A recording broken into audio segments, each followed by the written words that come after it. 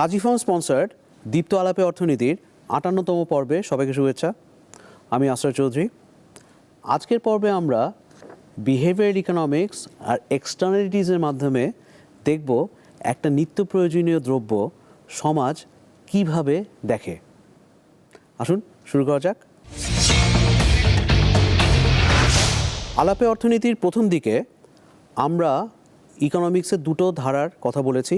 একটা বলেছিলাম positive economics, যে ইকোনমিক্সটা অবজেক্টিভ অ্যানালাইসিস করে। আরেকটা বলেছিলাম আমরা নর্মাটিভ ইকোনমিক্স, যে ইকোনমিক্সটা সাবজেক্টিভ অ্যানালাইসিস করে। আজকে আমরা বিহেভিয়ার ইকোনমিক্স এবং এক্সটার্নালিটিসের মাধ্যমে দেখার চেষ্টা করব মানুষ বা সমাজ ডিমের মতো একটা নিত্য প্রয়োজনীয় দ্রব্যকে কিভাবে পারসিভ করে, কিভাবে দেখে। এবং এটা যদি আমরা বুঝতে পারি তাহলে আমরা বুঝতে পারবো কেন কিছু কিছু দ্রব্যের ব্যাপারে সমাজ সেন্সিটিভ, কিন্তু অন্য কোনো দ্রব্যের ক্ষেত্রে অতটা সেন্সিটিভ নয়। যেসব দ্রব্যের প্রতি সমাজ সেন্সিটিভ থাকে সেই সব দ্রব্যের ব্যাপারে ওই সমাজের সরকার বা ওই সমাজ যারা পরিচালনা করেন তারাও সেন্সিটিভ থাকেন। এই জিনিসগুলো আজকে দেখার আমরা চেষ্টা করব উইথ বিহেভিয়ার ইকোনমিক্স এবং এক্সটার্নালিটিস। প্রথমে পারসেপশন বায়াস, এই কনসেপ্ট দিয়ে শুরু করি। পারসেপশন মানে তো দেখা, বায়াস মানে হচ্ছে আমি ইনডিফারেন্ট না, আমি বায়াসড।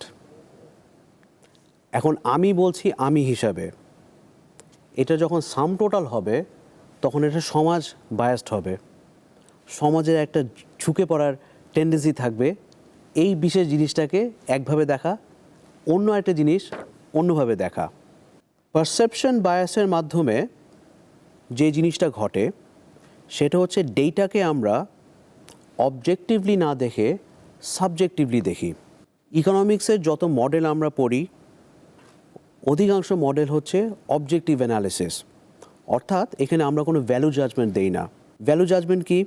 ভ্যালু জাজমেন্ট হচ্ছে এথিক্স দিয়ে আমাদের যে জাজমেন্টসগুলো প্রভাবিত হয়, মোরালিটি দিয়ে হয়, সামাজিক পরিস্থিতি দিয়ে হয়, এইগুলো আমরা প্রথমে করি না। যখন আমরা করতে যাই তখন আমরা নর্মেটিভ ইকোনমিক্স বা সাবজেক্টিভ ইকোনমিক্স দেখি। আলাপে অর্থনীতির একদম প্রথম দিকে আমরা আকিরা কুরোসাওয়ার 1950 সালের কালজয়ী সিনেমা রাশোমনের কথা বলেছিলাম। সেখানে আমরা দেখেছি একটাই অ্যাবসোলুট, একজনের মৃত্যু হয়। এই একই মৃত্যু চারজন মানুষ চারভাবে উপস্থাপন করেন এবং এক উপস্থাপনার সাথে আরেক উপস্থাপনার কোনো মিল নাই। প্রত্যেকটা উপস্থাপনা একটার সাথে সাংঘর্ষিক। এই উপমাটা আজকে আমরা একটু এক্সপ্যান্ড করব। কিভাবে? ওখানে চারটা ইন্টারপ্রিটেশন ছিল একটা মৃত্যুর ঘটনাকে বর্ণনা দেয়া। এই চারটা ইন্টারপ্রিটেশন যদি সমাজে চার ধরনের দল হয়, চার ধরনের গ্রুপস হয়, তাহলে আস্তে আস্তে চার ধরনের পারসেপশন তৈরি হবে একই ঘটনাকে নিয়ে। এই বলার উদ্দেশ্যটা হচ্ছে যখন আমরা নর্মাটিভ ইকোনমিক্স দেখব, যখন আমরা সাবজেক্টিভ ইকোনমিক্স দেখব, তখন আমাদের পারসেপশনটা বায়াসড হয়। যখন আমরা নর্মাটিভ ইকোনমিক্স দেখব, সাবজেক্টিভ ইকোনমিক্স দেখব, তখন আমাদের পারসেপশনটা বায়াসড হওয়ার একটা প্রবণতা দেখা দেয়। আমরা প্রথমে দেখি এই যে আমাদের পারসেপশনটা বায়াসড হচ্ছে, এই বায়াসনেসের পিছনে ইকোনমিক কারণগুলো কী। আমরা প্রথমে একটা প্রশ্ন করব, যে দ্রব্যটা নিয়ে আমরা আলোচনা করছি বা যে সার্ভিসটা আমরা দেখছি এটা কি নিত্য প্রয়োজনীয়? ঠিক আছে, নিত্য প্রয়োজনীয় হলে কোনো সমস্যা নাই। তারপরে আমরা জিজ্ঞেস করব এই নিত্য প্রয়োজনীয় দ্রব্যের সাবস্টিটিউটস অ্যাভেলেবল কিনা। এর বিকল্প দ্রব্যটা অ্যাভেলেবল যদি হয় তাহলে আমাদের এক হিসাব। যদি বিকল্প দ্রব্য অ্যাভেলেবল অত সহজভাবে না হয় তাহলে আমাদের আরেকটি হিসাব হবে। এরপরে আমরা, যেহেতু আমাদের অর্থনীতি একটা সমাজবিজ্ঞান, এখানে কোনো সামাজিক ফ্যাক্টর আছে কি না। বাংলাদেশের মানুষ কিছু কিছু জিনিস একভাবে দেখে, আমাদের দক্ষিণ এশিয়ার আমরা অন্যান্য দেশগুলো যদি দেখি ওই একই জিনিস অন্য দেশের লোকরা বা অন্য দেশের কোনো একটা বিশেষ অঞ্চলের লোকরা অন্যভাবে দেখবে। এর পিছনে কারণটা কি? মানুষের বা সমাজের কিছু কালচারাল নর্মস থাকে, সামাজিক কিছু নিয়ম থাকে, যেগুলো আস্তে আস্তে বংশ পরম্পরায় শত শত বছর ধরে গড়ে উঠেছে, এবং এইটা মানুষের পারসেপশনকেও বদলে দেয় বা প্রভাবিত করে। পারসেপশন বায়াসটা অর্থনীতিতে বা বিহেভিয়ারাল ইকোনমিক্স বা বিহেভিয়ারাল সায়েন্সে, আচরণগত অর্থনীতিতে একজন ইন্ট্রোডিউস করেন নাই। এটা সর্বপ্রথম 1972 সালে ড্যারিল বেম নামে একজন সাইকোলজিস্ট ছিলেন, উনি এটা ইন্ট্রোডিউস করেন।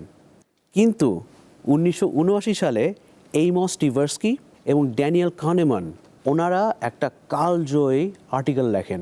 এই আর্টিকেলটা নাম ছিল প্রসপেক্ট থিওরি।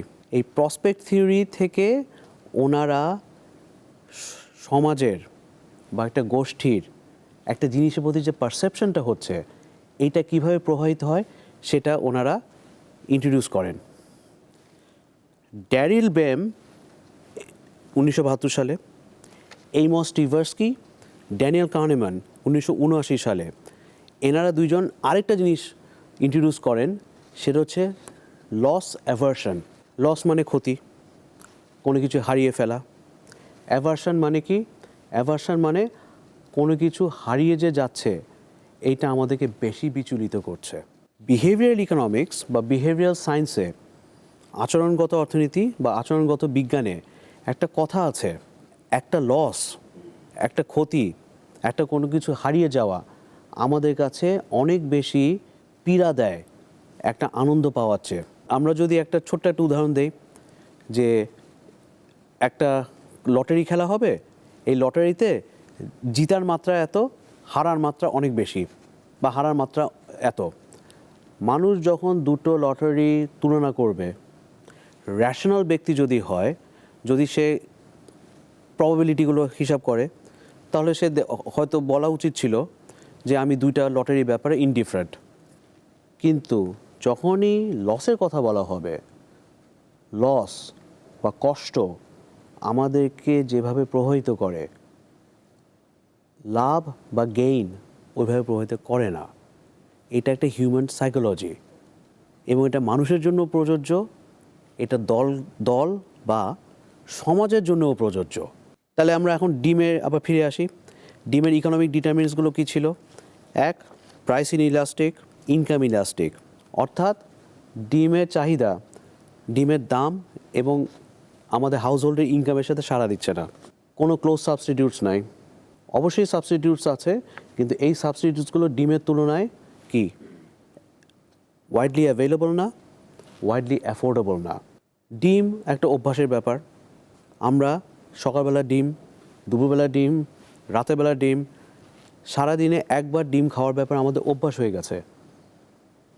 আমরা গত পর্বে দেখেছি 70-এর দশকে ডিম যেরকম পাওয়া যেত না, তার থেকে অনেক বেশি ডিম এখন পাওয়া যায় বাংলাদেশে। শুধু মানুষ এটা খেতে খেতে অভ্যস্ত হয়ে গেছে। আমরা এটাও দেখেছি ফুড ইনফ্লেশন যখন দেখা দিবে, তখন মানুষ ডিমের দিকে ঝুঁকে পড়ে। আমরা এটাও দেখেছি গত পর্বে যে বাংলাদেশ কিন্তু এখন ডিমে স্বয়ংসম্পূর্ণ একটা দেশ, যেটা 10 বছর আগেও ছিল না। এরপরে আমরা সাপ্লাই আলোচনা করেছি, সেখানে আমরা টাইম ল্যাগের কথা বলেছি, নানা রকমের সাপ্লাই শকস বলেছি, ট্রান্সপোর্টের আলোচনা করেছি, এভিয়ান ফ্লুয়ের আলোচনা করেছি, আরও অনেক কিছু আলোচনা করেছি। এখন আমরা আরেকটা বায়াসের কথা বলবো। এই বায়াসটার পিছনে ইকোনমিক্সের একটা খুব গুরুত্বপূর্ণ কনসেপ্ট জড়িত। সেই কনসেপ্টটার নাম হচ্ছে এক্সটার্নালিটিস। এই বায়াসটার নাম হচ্ছে ভিজিবিলিটি বায়াস। অর্থাৎ আমরা যখন একটা জিনিসের দিকে তাকাই, আমরা কিন্তু অনেকগুলো ফোকাল পয়েন্ট দেখি যে কোনো ছবিতে। কোনো একটা ফোকাল পয়েন্ট আমাদের চোখে খুব তাড়াতাড়ি ধরা দিবে। এইবার যদি আমরা ওইটাকে বেশি ফোকাস করি, অন্য যেসব ফোকাল পয়েন্টসগুলো আছে ওগুলোর গুরুত্ব কমে যায়। এটা হচ্ছে ভিজিবিলিটি বায়াস। কীরকম? যে কোনো দেশে বড় বড় যে মেগা প্রজেক্টস আছে, সেটা বাংলাদেশেই হোক অন্য দেশেই হোক, এই প্রজেক্টগুলো কিন্তু খুব সহজে মানুষ দেখে। কিন্তু একটা শহরে যে মিউনিসিপ্যালিটি সার্ভিস আছে, সুয়ারেজ হোক, ড্রেনেজ হোক, এগুলো তো শহরে বেঁচে থাকার জন্য খুবই নিত্য প্রয়োজনীয়। এইগুলো কিন্তু মানুষের চোখে ওইভাবে ধরা পড়ে না। এটা কি শুধু বাংলাদেশের জন্য প্রযোজ্য? মোটেও না, এটা অন্য দেশের জন্যও প্রযোজ্য। এইটা কারণটা কি হতে পারে? এনার নানান কারণ আছে। একটা কারণ হচ্ছে এক্সটার্নালিটিস। এক্সটার্নালিটিস কনসেপ্টটা আমরা যখন ইকোনমিক্সে শুরু করি, এটা খুবই টেকনিক্যাল টার্ম। এটার একটা কথ্য ভাষার টার্ম আছে, অনেক বইতে লেখা থাকে স্পিল ওভার। স্পিল ওভারটা মানে হচ্ছে উপচে পড়া। অর্থাৎ একটা গ্লাসে যদি আমরা পানি নেই, পানি নিয়ে যদি আস্তে আস্তে ভরতে থাকি, একসময় পানিটা উপচে পড়বে না? উপচে পড়ে কী হবে? আশেপাশে গড়িয়ে যাবে। আমরা যদি পানির ফোর্সটা অনেক বাড়িয়ে দেই গ্লাসে, এই পানিটা উপচে পড়বে যখন ভরে যাবে, কিন্তু অনেক দূর পর্যন্ত উপচে পড়ে যাবে। তার মানে যে কোনো ইকোনমিক অ্যাক্টিভিটিস যে তৈরি হচ্ছে, সেটা কিন্তু শুধুমাত্র ওই এলাকায় থেমে থাকে না, আশেপাশে এর এক্সটার্নাল প্রভাব পড়ে, এক্সটার্নাল ইফেক্টস হয়, স্পিল ওভার ইফেক্টস হয়। এই স্পিল ওভার ইফেক্টটা যত বড় হবে, মানুষের চোখে সেটা তত বেশি ধরা পড়বে। এটা হচ্ছে ভিজিবিলিটি বায়াস। এবং এই কারণে প্রতিটা সমাজে বড় বড় মেগা প্রজেক্ট চোখে পড়ে, ছোট ছোট বা মাঝারি ধরনের প্রজেক্ট চোখে পড়ে না। এখন আমরা এই ভিজিবিলিটি বায়াসের সাথে লস অ্যাভার্শনের সম্পর্কটা কি? এই যে আমরা ড্যারিল ব্যাম, এইমস টিভার্সকি আর ড্যানিয়েল কানেম্যানের কথা বললাম, ওনারা লস অ্যাভার্শনের কথা বলেছে। সেটি হচ্ছে ডিম আমাদের খাদ্যে প্রোটিনের সবচেয়ে কি অ্যাভেলেবল উৎস, আর এটা কি সবচেয়ে অ্যাফোর্ডেবল উৎস। আমরা অন্য কোনো প্রোটিনের সোর্স যদি খেতে নাও পারি, মানুষ অবশ্যই চাবে ডিম খেতে। এখন এই ডিমের দাম কোনো কারণে যদি স্পাইক করে থাকে, ডিমের দাম, ডিমের সাপ্লাই কোনো কারণে যদি ব্যাহত হয়, বিঘ্নিত থাকে কিছুদিনের জন্য, মানুষ কিন্তু বিরক্ত হয়, মানুষের মন খারাপ হয়। কেন মানুষের মন খারাপ হয়? কেন তখন মানুষ কেন সাড়া দেয়? কারণ লস অ্যাভার্শন। যে কোনো ত্যাগ, যে কোনো লসকে আমরা অনেক বেশি গুরুত্ব দেই একটা গেইনের তুলনায়। এই লস অ্যাভার্শনটা আমরা যত ভালোভাবে বুঝতে পারবো, ততই আমরা বুঝতে পারবো প্রতিটা সমাজ কিছু কিছু জিনিসের ব্যাপারে এত বিচলিত হয় কেন, এত সাড়া দেয় কেন, এত মন খারাপ করে কেন। এইটা যখন আমরা বুঝবো, তখন আমাদের কাছে আরেকটা জিনিস বোধগম্য হবে। সমাজের একজন গার্জিয়ান থাকে, সেই গার্জিয়ান হচ্ছে প্রতিটা সমাজে ওই সমাজের সরকার। মিউনিসিপ্যাল লেভেলে মিউনিসিপ্যাল গভর্নমেন্ট হবে, দেশের লেভেলে সরকার হবে। যখন ডিম বা একটা নিত্য প্রয়োজনীয় খাদ্যের দাম হঠাৎ করে স্পাইক করলো, অথবা তার যোগান কমে গেল, তখন কিন্তু সরকার চিন্তিত হয়। সরকার চেষ্টা করে, আচ্ছা দেখি তো এটা কীভাবে এটার অ্যাড্রেস করা যায়, কিভাবে আমরা এটা সমাধান করতে পারি। অর্থনীতিতে এরকম টেকনিক আছে। এই টেকনিককে আমরা বলি প্রাইস কন্ট্রোল। অর্থাৎ সরকার মার্কেটে ঢোকে এবং প্রাইসটাকে কন্ট্রোল করার চেষ্টা করে। কোনো কোনো সময় সরকার দামটা বাড়িয়ে দেওয়ার চেষ্টা করে, কোনো কোনো সময় সরকার দামটা কমিয়ে রাখার চেষ্টা করে। এই কনসেপ্টটা আমরা আগামী পর্বে দেখব প্রাইস কন্ট্রোল হিসেবে, যে ডিমের মতো একটা নিত্য প্রয়োজনীয় দ্রব্য যখন প্রবলেম দেখা যাচ্ছে, তখন সরকার কিভাবে প্রাইস কন্ট্রোল করে। আমাদের ফেসবুক পেজে লাইক দিবেন, কমেন্ট করবেন, ফলো করবেন।